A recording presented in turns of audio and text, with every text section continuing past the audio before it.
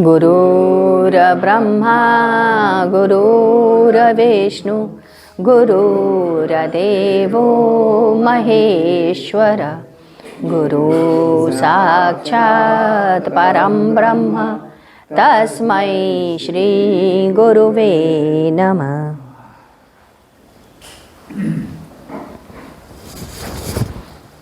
आइए उस ज्ञान को आगे की तरफ पढ़ते हैं। पूर्ण भाव से वासनाओं के तिरोधान हो पर अर्थात वासनाओं के हट जाने पर ही आपकी मुक्ति संभव है। जीवन की धारा रहते रहते ही जीव भाव से परे होना आवश्यक है। हमें ज्ञानातीत परम तत्व का ज्ञान प्राप्त कर संसार तथा देह की संपूर्ण वासनाओं का त्याग कर हमें माया जाल छोड़ना है, नहीं तो बंधन में ही रहेंगे। वाह्य जगत का ज्ञान निर्वृत्त हुए बिना अंतःबोध कैसे होगा? सुषुप्ति की गहनता जैसे बढ़ने से आप में जागृत अवस्था नहीं उदय हो पाती। यही बोधावस्था है, यही महाशून्य है। इस स्थिति में आने के लिए दिव्य प्रेम की ओर अग्रसर होना होगा। प्रेम से बुद्धि लांघी जा सकती है।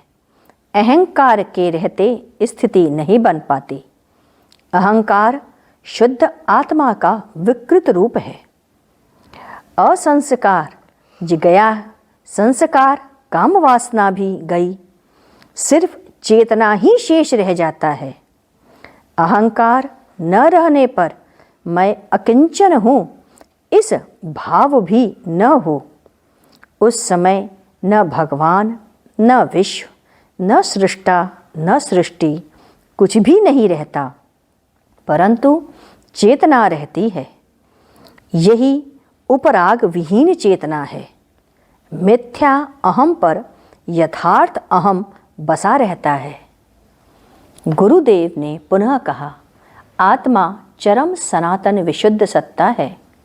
हमारा उद्देश्य है अपनी सत्ता के उच्चतम सत्य को प्राप्त करना, मूल उद्गम को जानना और उस आरोहण कर देना। हमें जानना है भगवत सत्ता, चेतना एवं प्रकृति को। अहम बाधक है। हर स्तर पर अहम रोक करके रह जाता है। वह परम सत्ता से नहीं मिलने देता। जैसे हम संकीर्ण मानसिकता प्रामाणिक अहंकार से युक्त होते जाते हैं, तब तक हमें उस विशालता का ज्ञान नहीं होता। जैसे जैसे हम उससे मुक्त होते जाते हैं, वैसे वैसे हम एक विशालतम जीवन और बृहद सत्ता, उच्चतर सत्ता की ओर अग्रसर होते जाते। सत्ता की क्षुद्रता कोई सुख नहीं, सत्ता के विशालता में भी कोई सुख प्राप्त नहीं होता। अहम अपने स्वभाव से ही सत्ता की एक क्षुद्रावस्था है। यह चेतना में संकीर्णता को ले आती है। केवल ईश्वर ही सब कर्मों का तथा उसकी अनुभूति का सच्चा स्रोत है। आधारभूत अहम एक अनिश्चित अनिर्देशित वस्तु है। अहम बुद्धि प्रकृति की कीड़ा पर ही अपनी आधार रखती है। इसीलिए कहा जाता है, जब तक यह मूलभूत अहम भाव शेष रहता है, तब तक पूर्ण मुक्ति प्राप्त नहीं हो सकती।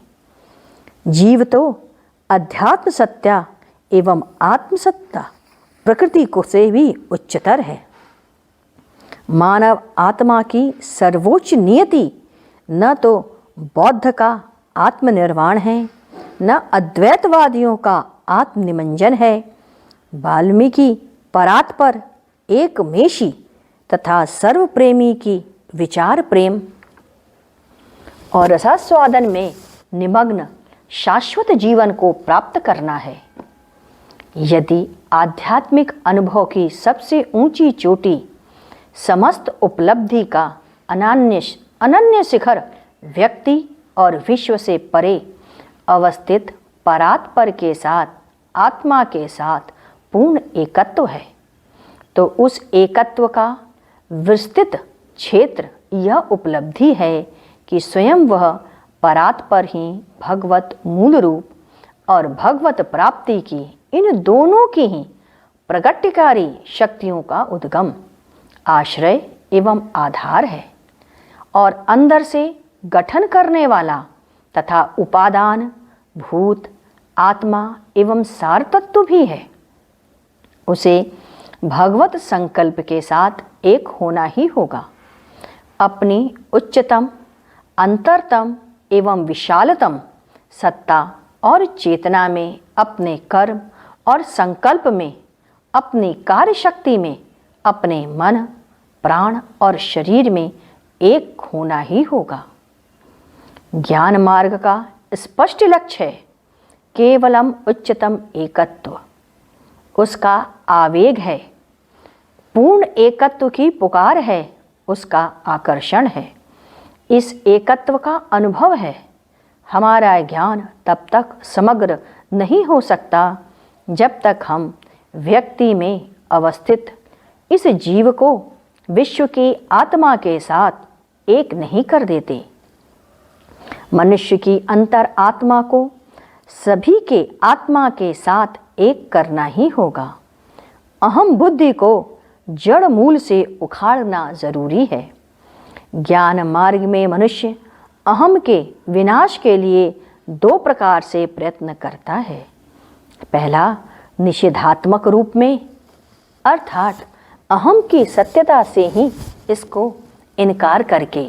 दूसरा भावात्मक रूप में, स्वयं एकमेवम और अंततः और अनंत के या सर्वस्व व्याप्त एकमेवम और अनंत के विचार पर मन को सतत एकाग्र रखकर हमें अपनी चेतन सत्ता पर्याप्त शुद्ध और निर्मल रखनी होगी। गुरुदेव ने पुनः कहा कि संसार के जितने भी बंधन हैं उनका एकमात्र कारण अविद्या है। योग सूत्र दूसरे का 5वां। अनित्याय शुचि दुख नानात्मसु नित्यम शुचि सुखात्म ख्यातिर्विद्या। अनित्य, अशुचि, दुख तथा अनात्म को क्रमशः नित्यम, शुचि, सुखम तथा आत्ममान बैठाना ही अविद्या है। यह अविद्या ही समस्त राग, द्वेष, अभिनिवेश, क्लेशों की जननी है। ज्ञान ही मुक्ति का एकात्म उपाय है। प्राणी मात्र को जीवन यापन के दो मार्ग हैं, प्रिय मार्ग और दूसरा श्रेय मार्ग। प्रिय मार्ग में मनुष्य आपातः रमणीयम विषयों की ओर आकृष्ट होकर संसार में प्रवृत्त होता है। इस प्रवृत्ति का मूल कारण है राग और द्वेष। श्रेय मार्ग में इंद्रियों के बाह्य पदार्थों से उन्मुक्त कराकर अंतर्मुखी बनाना होता है। शुरू से हम कह रहे थे कि मुक्ता अवस्था में आत्मा के 9 गुणों की चर्चा, बुद्धि, सुख, दुख, ईर्ष्या, द्वेष, प्रयत्न, धर्म, अधर्म और संस्कार। आइए हम लोग गुरु कीर्तन करते हैं। ओम गुरु ओम गुरु ओम गुरुदेव, जय गुरु जय गुरु जय गुरुदेव। ओम गुरु ओम गुरु ओम गुरुदेव, जय गुरु जय गुरु जय गुरुदेव। ओम गुरु ओम गुरु ओम गुरुदेव, जय गुरु जय गुरु जय गुरुदेव। ओम गुरु ओम गुरु ओम गुरुदेव, जय गुरु जय गुरु जय गुरुदेव। ओम गुरु ओम गुरु ओम गुरुदेव, जय गुरु जय गुरु जय गुरुदेव। गुरु ओम गुरुदेव जय गुरु जय गुरु जय गुरुदेव। बोलिए सद्गुरुदेव भगवान की जय। सद्गुरु तुम्हें शत शत नमन, सद्गुरु तुम्हें शत शत नमन, सद्गुरु तुम्हें शत शत नमन।